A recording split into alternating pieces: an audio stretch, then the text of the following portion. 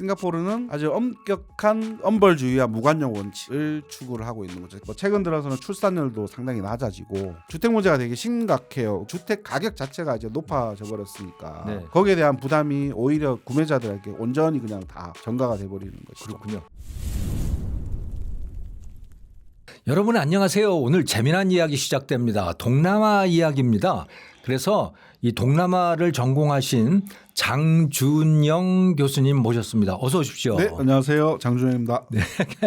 지금 한국외국어대학교 네. 동남아 연구소 네. 거기 연구 교수님을 하고 네, 계시죠? 네, 그렇습니다. 네. 그럼 동남아에서 어떤 나라를 주로 많이 연구를 하고 계세요? 주로 이제 글 쓰고 하는 거는 이제 미얀마를 연구를 하는데요. 아, 미얀마요. 근데 뭐 학부랑 대학원에서는 좀 네. 두루두루 다 해야 되니까 네. 동남아 전반에 대해서 하고 있고요. 아. 흔히 이제 저희는 지역학, 지역 연구, 동남아 지역 연구 뭐 이렇게 보통 부르고 있습니다. 네. 저희는 경제 채널이어서 그렇죠. 그래서 싱가포르 잘 사는 나라, 예, 예, 예, 예. 또 베트남 잘 나가는 나라, 그렇죠. 또 태국 뭐 이런 데 대해서 관심이 많습니다. 오늘 네, 그래서 네.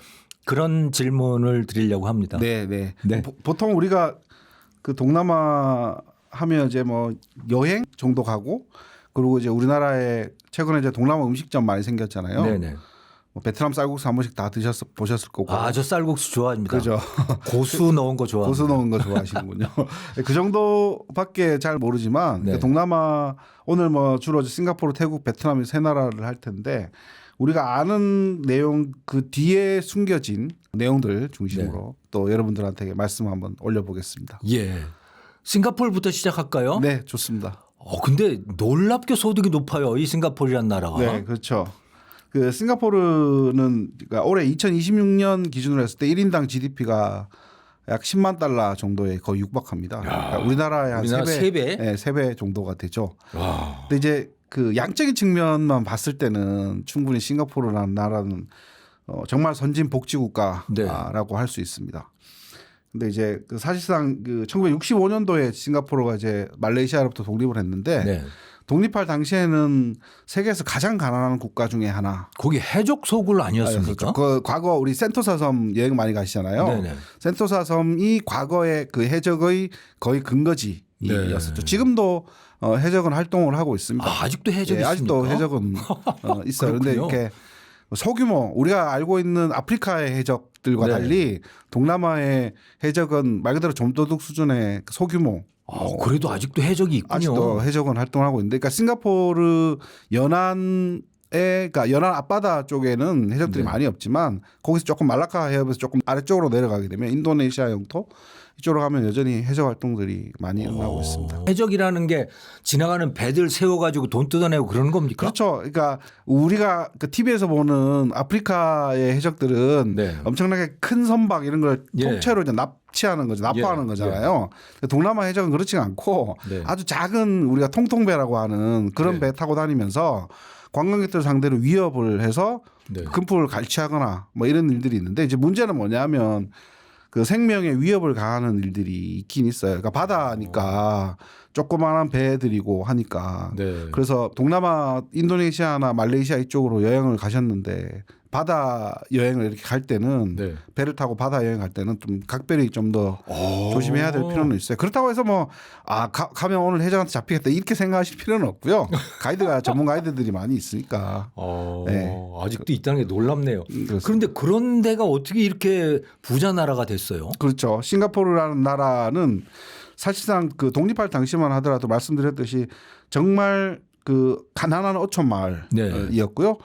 사실상 19세기에 들어서 영국이 이쪽 지역을 그 돈을 주고 사서 개발을 시작을 했는데, 돈 주고 샀습니까 거기를? 스탠포드 래퍼스라는 사람이 예. 이쪽 지역을 개발을 시작을 했는데, 그 말씀드린 이제 해적 문제 이런 것들로 인해서 예. 거의 방치하다시피 해서 그렇게 큰 성과를 거두지 못했습니다. 그러면서 자연스럽게 말레이시아 영토가 되었고요. 네. 근데 이쪽이 이제 싱가포르가 섬이지 않습니까? 예. 그래서 주로 이제 이주민들이 식민 시기에 동남아로 중국과 인도인들이 많이 이주를 하게 됐는데요. 이 사람들은 주로 이제 노동력을 공급하는 차원에서 많이 이주를 했습니다. 그래서 이제 말레이시아, 우리가 지금 알고 있는 말레이시아 땅에는 중국 사람들이 많이 들어오게 됐는데 그 여파로 인해서 이제 싱가포르에도 네. 중국인들이 많이 거주합니다. 그래서 지금 현재도 인구 분포로 보게 되면 중국계 싱가포르 사람들이 한 70% 정도. 아, 그렇군요. 네. 거의 중국이네요, 그러면. 거의 중국계 국가라고 봐도 되겠죠. 네. 그리고 이제 인도 사람들이 있을 것이고요. 네. 원래 원주민이었던 이제 말레이 사람들. 말레이 사람들이라고 하면 말레이시아나 인도네시아에서 보실 수 있는 네. 분들을 얘기를 하는 거예요. 그리고 소수의 이제 서양인들이 있을 것이고요. 네. 그래서 이런 사람들이 한꺼번에 합쳐서 살고 있었는데 독립할 당시에 이제 초대 총리가 이제 리콴유죠. 네. 리콴유는 우리 한 번씩 다 예. 들어보셨죠. 이광요. 저는, 이광요라고 보통 알려져 있고 저는 그 개인적으로 어렸을 때 리콴유 평전이 있어요. 네. 엄청 두꺼운 책인데 그걸 보고 아 지도자는 정말 국가 지도자는 이렇게 해야 된다라는 모습들도 있습니다. 물론 리콴유의 공과 관은 명확하게 나눠질 수가 있는 거예요. 그러니까 제가 말씀드리는 이제 공의 측면에서 봤을 때는 아주 강력한 리더십을 네. 가지게 되는 겁니다. 사실상 이 싱가포르라는 가난한 어촌으로 되어 있는 국가를 일으켜 세우고 발전시킨 가장 그 장본인이라고 하면 리콴유라고 봐야 될 필요가 있습니다. 그렇군요. 네. 네. 그러니까 리콴유 총리 같은 경우에는 일단 그 싱가포르의 그 발전 로드맵을 확실하게 만들었어요. 로드맵을 만드는 데 있어서 뭐 60년대부터 80년대까지는 일단 기본적으로 노동력 중심, 그러니까 제조업 중심. 으로 국가 경제를 이끌었고요. 아 거기도 그러면 봉제 공장, 처음에는 뭐 인형 가발, 공장 뭐 그런 거 있습니까? 그런 식으로 해서, 그런 식으로 해서 만들어서 지금 현재 그 싱가포르의 서쪽에 가면 네. 주롱이라는 지역이 있거든요. 네네. 지금은 이제 그 버드 파크나 이런 관광지로 개발해서 상당히 여행 가기 좋은 곳인데 초기에는 이쪽 지역을 공장지대를 조성을 해서. 사람들, 그러니까 노동력을 투입을 해서 우리나라 60년대하고 거의 비슷합니다. 예, 거의 비슷한 형식으로 제조업 중심으로, 그러니까 2차 산업 중심으로 국가 발전을 추진을 했고요. 네. 그리고 이때 당시에 이제 많은 그 외국 기업들이 들어올 수 있도록 뭐 법인세나 뭐 여러 가지 세제 혜택들을 네. 상당히 많이 주게 되었죠. 그래서 외국인 직접 투자 FDI 같은 것들도 상당히 많이 늘어나게 되었고요. 그래서 빠른 속도로 산업화에 성공한 그런 국가 중에 하나가 되었죠. 그리고 이제 90년대에 들어서 나름대로 이 산업 구조 변경을 상당히 잘한 것이 90년대에 들어서는 이제 금융 쪽으로 국가의 방향을, 그러니까 경제의 발전 방향을 틉니다.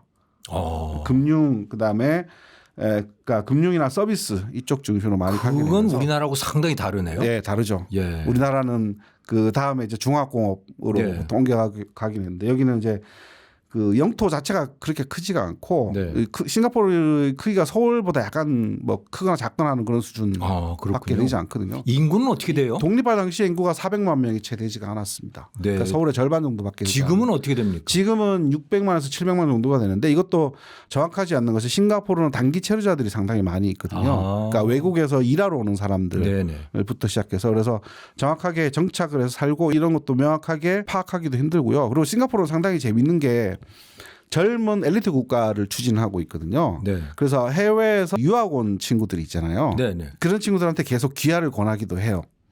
그렇습니까? 예, 예. 그래서 뭐 싱가포르 국립대학 가서 공부하는 사람들이 꽤 있던데. 싱가포르 국립대학 학생들로부터 제가 직접 들은 얘기죠. 그러니까 NUS에 유학 온 친구들 같은 경우는 아시아권에서 온 친구들이 많이 있거든요. 예. 근데 이런 친구들 같은 경우에는 싱가포르 정부에서 이따가 주택 문제도 얘기할 텐데 뭐 집이나 주택이나 이런 것들을 다 해결해주고 한때 지금은 뭐 들어간 얘기지만 한때 나왔던 말이 이 사람들한테는 참정권 투표권을 2장씩 주겠다라든지 뭐 두 장을 줘요. 예, 그런 2인분을 주는 거죠. 그렇죠. 2인분을 주거나 뭐 이러한 귀화를 하면 그렇게 되는 거죠. 그런 썰이 있어요. 그러니까 엘리트를 지향하고 있기 때문에 모든 국민들을 다 엘리트화 시킬 수는 없잖아요. 네네. 그래서 유학 온 친구들을 대상으로 해서 그러한 시도가 있었던 것은 사실이에요. 현재 그렇다는 건 아니고. 현재 그렇다는 건 아니죠. 네. 그렇지만 정부의 정책은 엘리트 국가를 지향하고 있습니다. 네. 그리고 이제 그 90년대 들어서는 이제 그 금융의 허브 국가에서 각종 뭐 은행이나 금융 보험 회사에는 그 아시아 본사나 아니면 세계 본사가 싱가포르에 상당히 많이 있죠.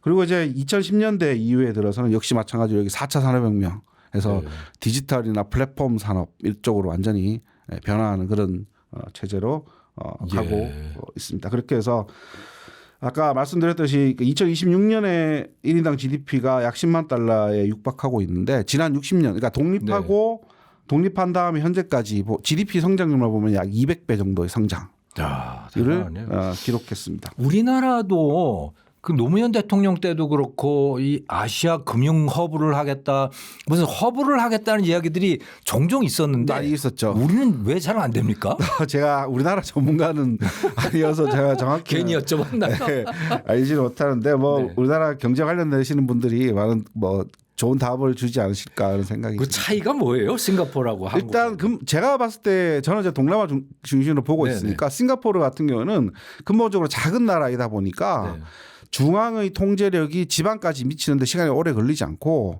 곳곳 중앙이 그러니까 말 그대로 국가이면서 하나의 도시인 거죠. 중앙 정부에서 추진하고자 하는 여러 가지 정책들이 지방에와 해봤자 뭐 차 타면 한두 시간 안에 다 갈 수 있는 곳이니까. 그래서 일사불란하게 말 그대로 교수님 지적하셨듯이 일사불란하게 다 움직일 수 있는 그런 쉬운 체제를 만들 수 있다 이렇게 볼 수가 있습니다. 근데 그렇게 일사불란하게 움직이고 다 정부가 통제하고 뭐 이러면 답답하지 않나요? 답답하죠. 그래서 싱가포르의 별칭 중에 하나가 파인시티라고 얘기를 하거든요. 과거에 파인시티. 파인시티요? 네, fine, thank you, and you have F-I-N-E. 파인시티인데 그 화창하고 좋은 도시 이런 뜻이잖아요. 네. 근데 파인이 다른 명사로 봤을 때는 벌금이라는 뜻이 있죠. 벌금 도시예요. 그렇죠. 벌금 도시입니다. 그래서 제가 이중 용도의 단어네요. 그러니까? 국민들 사이에서 약간 정부를 조롱하는 차원에서 쓰는 그런 용어인데 제가 싱가포르에 갔을 때 싱가포르 친구들은 어떤 생각을 하고 있는지 이제 뭐 만나서 얘기도 좀 했거든요. 네네. 그래서 이 친구들이랑 저녁 때 만나서 이제 맥주 한 잔씩 하고 이러는데 자기네들은 진짜 말 그대로 규율과 질서 이게 국가에서 상당히 중요하다. 라고 하지만 사람의 심리라는 것이 하지 말라라고 하면 더 하고 싶은 그런 속성이 좀 흐트러지고도 싶고 그런데요. 그렇죠? 그래서 뭐 그 흡연 같은 거 하고 난 다음에 싱가포르는 흡연할 수 있는 장소도 정해져 있는데 그 담배꽁초를 처리를 해야 되잖아요. 근데 밤 되면 그러니까 공권력이 미치지 않는 시간이 된다라고 하면 담배꽁초를 아무데나 버린다거나 거기도 몰래 버린다거나 뭐 그런 일들도 버릴 때 쾌감을 느끼게 그렇죠. 그러면서 쾌감을 느끼는 거겠죠. 그리고 껌이 싱가포르에서는 실제로 껌을 씹을 수가 없거든요. 껌 자체에 반입이 안 돼요. 그렇습니까? 입국할 때 껌이 있는지 없는지도 확인하고 그러는데 근데 실제로 싱가포르에서 그 말레이시아의 조호르바르라는 도시가 있는데 그 다리만 넘으면 갔다 올 수가 있어요. 그래서 뭐 유학생들이나 이런 사람들은 주말을 이용해서 다녀오기도 하는데 거기 가서 몰래 껌을 사갖고 와요. 말레이시아에서 껌을 사갖고 와서 씹고 일부러 버리기도 하고 뭐 그렇게 하면서 이제 정부의 나름대로 규율이나 규칙 규반의 그 질서 체제 이런 것들에 대해서 소심한 소극적인 저항을 하는 그런 모습들도 제가 직접 볼 수가 있었습니다. 그렇군요. 그렇게 철저하게 규칙을 따라야 되는 그런 사회군요. 그렇죠. 그것 때문에 성공을 했습니까? 그렇게 볼 수가 있는 것이 실제로 리콴유 총리가 1980년대 말에 서구의 경제학자들이나 정치인들로부터 많은 그 하나의 주문을 받는 것이 싱가포르는 그렇게 나라도 작고 아무것도 없는 나라인데 어떻게 성공할 수 있었느냐라고 그 질문하는데 싱가포르가 이렇게 대답을 해요. 너희들은 여기서 말하는 너희들은 서방 세계를 얘기하는 거예요. 주로 유럽은 자유주의, 프로테스탄트, 그러니까 기독교 윤리 이런 것들이 산업혁명을 성공하고 국가 발전에 상당히 중요한 역할을 했을 것이다. 그래서 여기에 위배되는 제3세계는 절대로 발전할 수 없을 것이다. 그렇게 생각하지 않느냐. 그거는 너희들의 생각이고 우리 동양 사회는 다르다라고 얘기를 해요. 그러면서 그 리콴유 총리가 그 하나의 말을 얘기를 하는데 아시아적 가치라는 말을 해요. 그 아시안 밸류라고 얘기를 하는데 아시아적 가치라는 말을 하는데 그게 뭐냐. 우리 동양 사회는 서양 사회처럼 개인주의를 신봉하지 않는다. 우리는 개인보다는 내가 속한 집단 그다음에 사회 공동체 더 크게는 국가의 우선이라는 걸 더 중요시 여긴다라는 것이죠. 적절한 표현이 될지 모르겠는데 우리 이수신 장군 생각하면 전사하시잖아요. 근데 그때 이제 보통 우리가 알고 있기로는 나의 죽음을 적에게 알리지 말라 이건데 서구 사회는 전쟁이 승리를 하든 패배를 하든 그게 중요하지 않고 일단 이수신 장군의 죽음이라는 것을 더 중요시 여긴다. 라는 것이고 우리 동양 사회에서는 우리 한국 사회에서는 일단 전쟁이 승리하고 난 다음에 그러고 난 다음에 이 명장의 죽음을 슬퍼하든지 애도해야 된다라고 판단을 하는 것이죠. 네. 그래서 리관유 총리가 얘기하기로 싱가포르가 발전할 수 있었던 것은 개인을 희생을 해서 나 자신을 희생을 해서 우리의 조국 국가인 싱가포르의 발전에 모든 것을 다 갈아 넣었기 때문에 네. 이런 일들이 가능했다라고 얘기를 합니다. 그래서 개인보다는 공동체, 국가 이런 것들을 더 중요시 여기고 있다 이렇게 보고 있는 것이죠. 91년도에 공식적으로 정부에서 공유백서라는 것을 편찬을 해요. 공유백서. 공유백서, 그러니까 쉐어드 밸류라고 영어로 쉐어드 밸류라는 네. 건데 이게 이제 아시아적 가치를 문서화시킨 거죠. 아하. 그래서 이제 싱가포르의 국가적인 이데올로기라고 보시면 네. 되겠습니다. 그러니까 크게 5가지의 이념이 있는데 네. 그 첫 번째 이념이 이제 국가 우선주의예요. 아하. 그러니까 딴 거 다 필요 없고 국가가 가장 우선시돼야 된다라는 네. 것입니다. 그러니까 싱가포르라는 나라의 존속이 가장 우선시돼야 된다. 그리고 두 번째가 가족도 상당히 중요하다. 가족이라는 것은 우리 사회의 가장 기초가 되는 그런 곳이다. 네. 이런 것이고 그리고 대립이나 구성원들 간의 대립이나 화합을 강조를 해야 되고 그다음에 인종과 종교의 조화를 추구해야 한다. 왜 이런 얘기를 하냐면 싱가포르라는 나라는 약소국이에요. 북쪽으로는 말레이시아, 그다음에 남쪽으로는 인도네시아라는 거대한 강국이 있어요. 네. 그리고 말레이시아로부터 독립을 했는데 독립이 아니고 사실상 거의 추방당했거든요. 그 추방입니까? 예, 거의 추방당했는데 추방당한 그 이유 중에 하나가 그 말레이시아는 이제 말레이계가 말 그대로 메인스트림이라는 것이죠. 네. 메인스트림인데 싱가포르는 중국인들이 메인스트림이죠. 아. 그죠? 그러다 보니까 이 연방 정부에 들어가 있을 때 네. 보면 중앙 정부에서 어떤 정책 결정을 하게 되면 네. 싱가포르는 항상 반기를 드는 거예요. 아하. 중국계의 목소리가 더 많이 있으니까. 아주 골칫거리였겠군요. 그렇겠죠. 말레이한테는. 그런 의미에서 이제 거의 추방을 시킨 거고. 네. 그리고 실제로 그 말레이시아에서 1969년도에 그 화교들, 그러니까 중국계 인종들을 중심해서 대규모 폭동이 일어나거든요. 네. 그러니까 말레이계와 중국계 간의 갈등이 되게 심해서 네. 폭동이라도 우리나라에는 그런 일이 잘 없었지만 네. 동남아에는 60년대, 70년대 현재까지도 네. 종족들 간의 그 국가 구성원들 간의 갈등이 되게 첨예하게 대립하고 있어요. 네. 거기에다가 종교적인 갈등도 있겠죠, 네. 당연히. 그런 것들을 목격하고 있으니 싱가포르라는 나라도 다인종으로 구성되어 있는 국가인데 네. 서로 자기들의 이익을 우선시하다 보면 이 나라는 말 그대로 사분오열되고 만다. 아, 그냥 그것도 분열되고 쪼개지게. 그렇죠. 그러면 이제 국가 발전이라는 건 있을 수가 없다라는 네. 것이죠. 그렇기 때문에 이관유 총리라는 사람은 아주 강력하게 우리를 구성하는 사람들은 다양하게 있지만 우리는 그냥 하나의 국민이다. 그래서 싱가포르 사람 만나면 우리가 직접 저 사람 봤을 때 분명히 중국계야, 인도계야 명확하게 보이잖아요. 네네. 눈으로. 근데 물어보면 그 사람들은 그냥 싱가포리언이라고 얘기를 해요. 아, 자기의 혈통을 말 안 하는 그런 얘기를 하지 않습니다. 하면 금기인 거 뭐야? 할 수 있지만 굳이 그렇게 얘기를 하지 않습니다. 정부 차원에서 네. 뭐 차이니즈 싱가포리안, 인디안 싱가포리안, 말레이 싱가포리안 이렇게 얘기할 수 있지만 네. 그냥 저는 I am a Singaporean 이렇게 얘기하는 걸 더 많이 봤습니다. 근데 그 정도 되면 저 같으면 예. 엄청 답답하고 네. 그러니까 우리나라에서 민주화 운동 일어나듯이 네.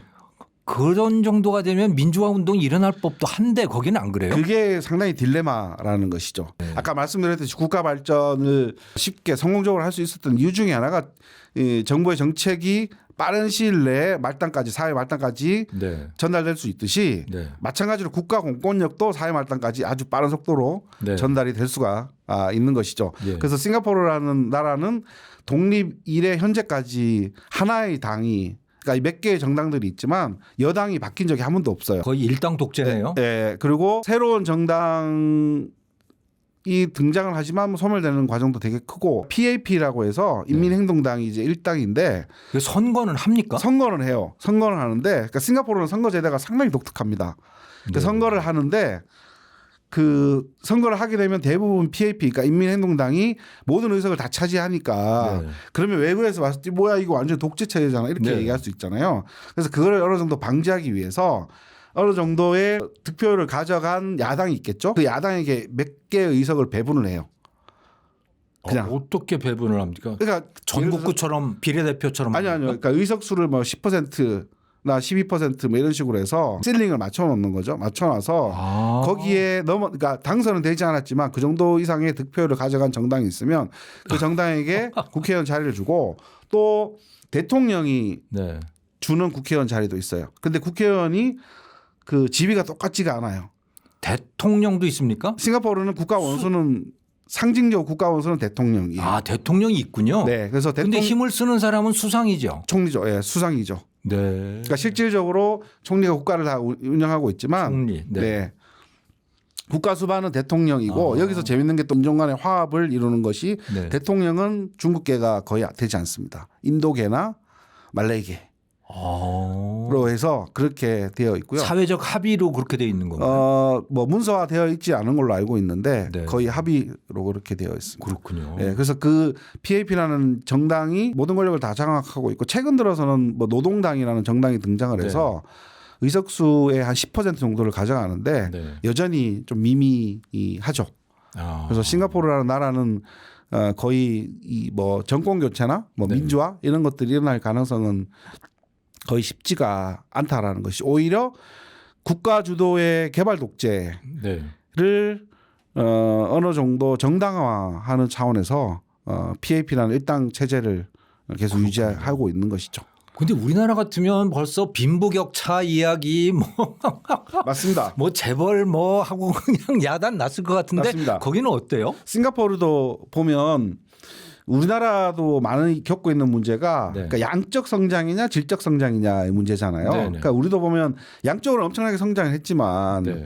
그 양적인 성장을 따라갈 수 있는 질적인 성장도 상당히 많이 부족하잖아요. 네. 그래서 뭐 그 소득 불평등이나 뭐 네. 주거 불평등, 그러니까 돈원 간의 격차 뭐 이런 네. 것들이 계속 일어나죠. 싱가포르도 역시 마찬가지예요. 네. 싱가포르도 계속 양적인 측면을 추구하고 그리고 메리토크라시라고 얘기하는 그러니까 그 뭐 능력주의 네. 뭐 이런 것들로 상당히 중요시 여기고 있거든요. 그래서 뭐 최근 들어서는 출산율도 상당히 낮아지고 싱가포르는 이제 초등학생 때부터 나라에서 국가 정부에서 아이들의 미래를 보통 대부분 결정을 해요. 그러니까 초등학교 때부터 시험을 봐서 너는 대학을 가지 못할 것 같다. 기술을 배워라. 그래서 기술학교를 초등학교 때부터 합니까? 일찍이 이제 인재를 그런 식으로 하죠. 그래서 싱가포르의 파일럿 있잖아요. 비행기 모는 파일럿들 상당히 젊어요. 친구들이 상당히. 그러니까 우리나라에서는 그 직업이 뭐 여러 개가 있지만 돈을 많이 버는 직업 중에 하나가 비행기 기장 아닌가요? 파일럿 그렇습니까? 아닌가요? 저도 정확히 잘 모르겠습니다만 하여튼 그런데 싱가포르 같은 경우에는 공부를 할 수 있는 그 학생들과 기술을 배우는 학생들을 미리 국가 차원에서 나눠놔요. 근데 거기에 들어서 최근 들어서 싱가포르의 학부모들이 부모들이 반대를 하죠. 왜 우리 아이들은 그러니까 우리나라 같으면 난리 날 것 그렇죠. 같은데 우리 아이가 왜 대학 보내고 공부하고 네. 싶다. 네. 그러면 이제 약간 돈이 있는 집은 이제 해외로 유학을 가겠죠. 싱가포르 국내에서는 이제 대학을 가기 힘들 것 같으면 해외로 이제 유학을 대학을 가기가 힘들어집니까? 그 초등학교에서 얘는 대학 안 되겠어 그러면 그 다음부터 힘들어지는 거예요. 기술학교로 진학을 하게 되는 거죠. 진학 자체를 네, 진학 해야 자체를 되는군요. 기술학교로 보내게 되는 거죠. 그리고 그 아까 NUS 말씀하셨는데 싱가포르 네. 국립대학 말씀하셨는데 싱가포르 국립대학은 엄청 좋은 학교예요. 세계 그러니까 세계에서 유학 가는데 사람이 많더라고요. 그렇죠. 네. 그러니까 아이러니한 게 싱가포르 내에서 공부를 못해서 네. 그러니까 NUS를 갈 실력이 안 돼서 영국이나 호주로 유학 가는 사례가 많이 있어요. 그러니까 그 정도로 좋은 학교예요. 학부 같은 경우에는 정말 힘들고요. 네. 뭐 대학원생 같은 경우는 이제 외부에서 많이 받기는 하지만 네. 여전히 뭐 국내적으로 그러니까 대학을 가서 공부를 하고 싶다라고 하는 사람들은 정부 차원에서 이 장애인이 상당히 많이 있으니까 그래서 해외로 가는 케이스가 있고요. 왜 이런 일들이 벌어지냐면 싱가포르에서는 그 사회적 사다리의 이동, 그러니까 우리가 출세한다라고 얘기를 하잖아요. 하는 가장 좋은 길은 우리나라에서는 뭐 의사나 뭐 그다음 사자 들어가는 이런 직업이지만 싱가포르에서는 공무원이에요. 공무원. 공무원 사회, 관료 사회에 들어가면 가장 성공했다라고 보거든요. 월급을 많이 줍니까? 월급이 예를 들어서 싱가포르 총리의 월급이 대충 얼마 정도 될 것 같아요? 3, 4억 되나요? 3, 4억 보다 훨씬 많습니다. 더 많아요? 예, 3, 4억에 한 두세 배 정도 됩니다. 10억 이상 됩니다. 거의 10억이 넘어요. 이상 됩니다. 그러니까 미국 대통령의 22배라고 알려져 있습니다. 와, 우리나라 거의 CEO 수준이네요. 민간 기업에. 그렇죠.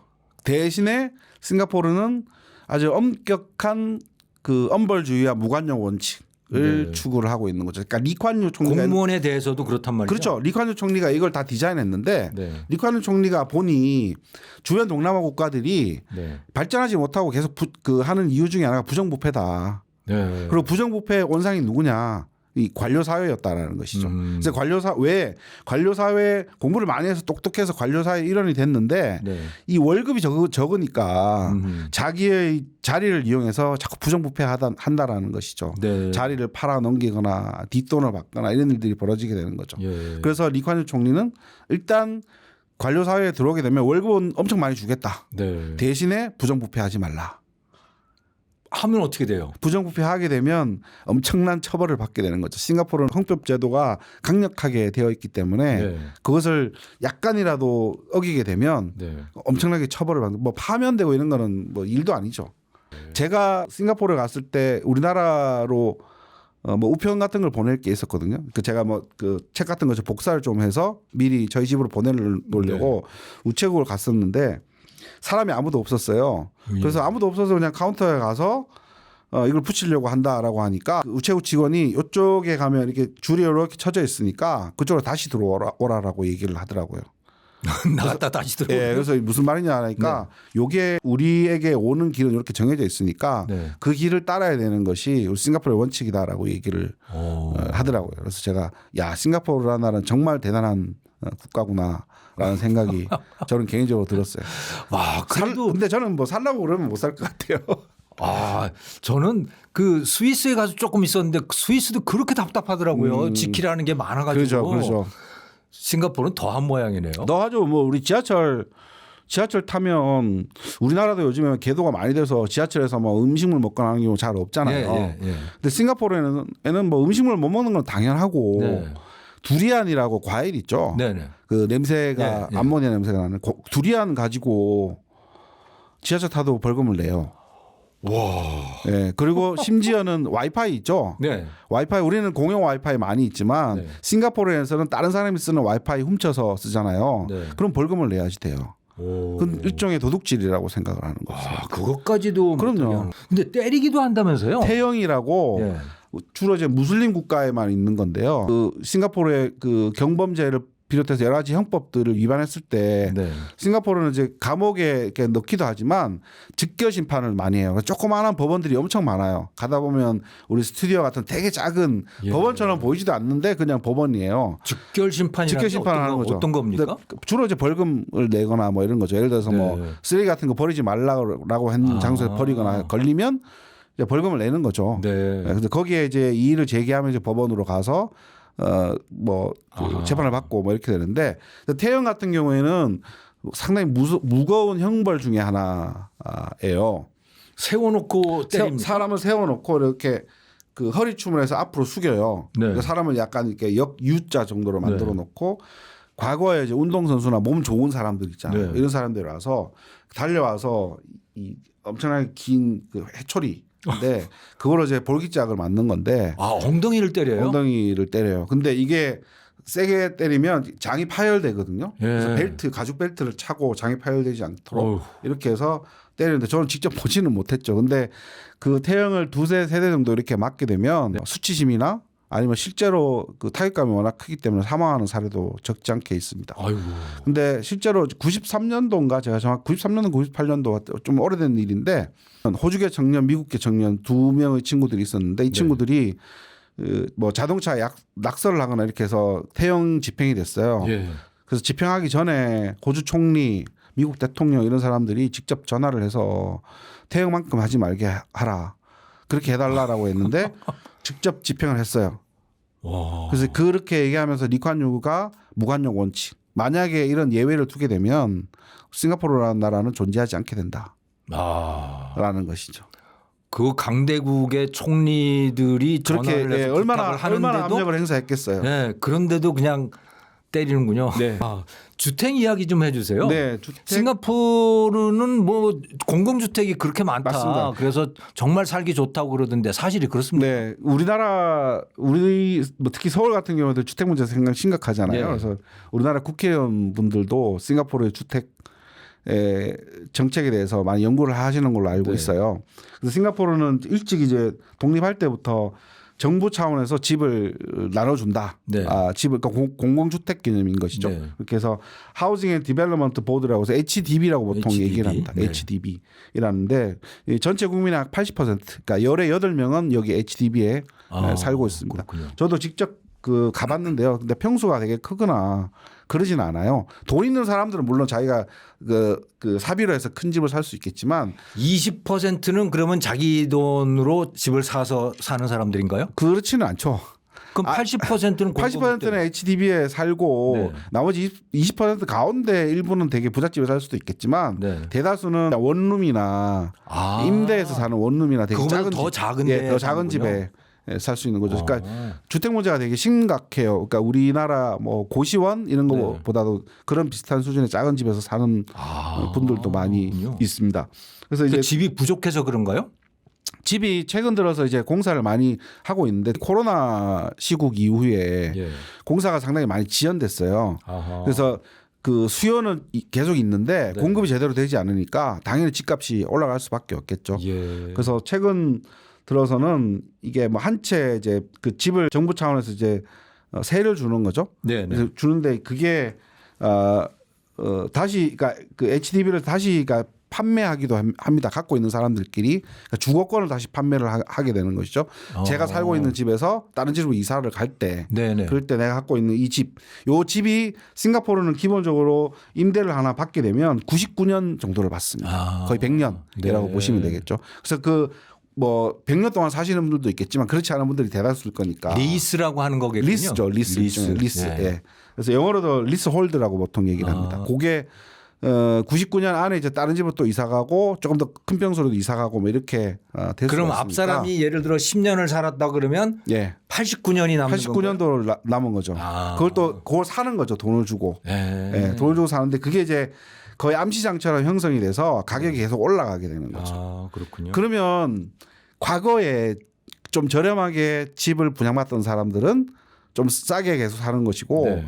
근데 지금 최근 들어서 이제 가격이 올라가니까 네. 최근에 뭐 신혼부부나 아니면 돈을 좀 어디서 구해서 새롭게 살려고 하는 사람, HDB 새롭게 살려고 하는 사람들은 가격이 당연히 올라갈 수밖에 없겠죠. 그러니까 그 중고 주택 시장에서 산 사람들은 네. 제값을 다 냈다는 이야기네요. 그렇죠, 그렇죠. 예. 그러니까 집이 막 신축 아파트다 이게 아니고 네. 이게 오래됐지만 주택 가격 자체가 이제 높아져 버렸으니까 네.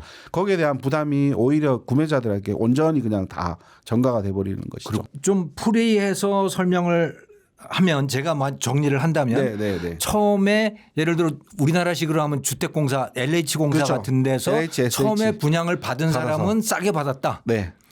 그런데 그 사람이 이제 살다가 다른 사람한테 판매 또는 재임대를 하게 되면 그때부터는 시장 가격으로 이루어진다. 그렇죠. 가격이 올라가게 되는 그렇게 거죠. 되는군요. 네. 그래서 수요가 높으면 높을수록 가격은 당연히 더 올라갈 수밖에 없는 거죠. 공급은 제한적이고요. 그리고 싱가포르가 이제 영토가 작다 보니까 최근 들어서 보면 그 매립을 상당히 많이 하거든요. 그러니까 주변을 그러니까 메워서 매립을 해서 이제 영토를 계속 키우는 거죠. 네네. 근데 이제 매립 지역에는 아파트를 확실하게 지을 수는 없을 거잖아요. 네. 그래서 가라앉을 것 같은데요. 그렇죠. 그러니까 주택 부족 문제는 되게 항구적인 문제라고 볼 수가 있죠. 싱가포르는. 그러니까 영토가 작은 국가들이 겪고 있는 아주 심각한 문제 중에 하나라고 볼 수 있습니다. 거기에다가 그 출산율도 낮고요. 최근 들어서. 네네. 그러니까 인구가 계속 고령화되고 출산율이 낮아지니까 인구 구조 자체가 이제 고령화 되니까 이것도 중장기적인 문제로 볼 수가 있을 것 같습니다. 노인들이 많겠군요. 싱가포르. 그렇죠. 그럼 싱가포르 주택 문제가 한국하고 결정적으로 다른 건 어떤 게 있을까요? 일단 그래도 싱가포르는 가급적이면 그 정부가 많이 개입을 해서 네네. 이 주택 문제를 해결하려는 시도가 상당히 많이 커요. 그러니까 우리나라 뭐 저는 우리나라 경제 전문가 아니니까 잘 모르지만 가급적이면 우리가 보통 아는 그 시장주의에서는 그냥 시장의 원리에 보통 두는 경우가 많이 있잖아요. 근데 싱가포르는 다른 어떤 국가들보다 국가가 시장에 개입하는 빈도가 빈도나 경우 정도가 훨씬 더 높다라고 보실 수 있는 거겠죠. 특히나 그렇군요. 집 문제, 주택 문제 같은 경우에는 완전히 정부가 주도권을 장악하고 있다 이렇게 보시면 될 것 같아요. 근데 그게 참 우리나라하고 다르네. 우리나라도 사실은 그 리소울드식으로 예. 접근을 해서 공급한 주택들이 있었는데 네. 잘 안 샀어요 사람들이. 그게 왜냐하면 주변에 민간 아파트가 좋은 게 워낙 많이 있으니까 잘 안 팔리더라고요. 그렇죠. 사람들의 심리라는 게 있죠. 그래서 네. 좀 하다가 포기하고 그러던데. 맞습니다. 싱가포르는 확실히 다른가 보네요. 네.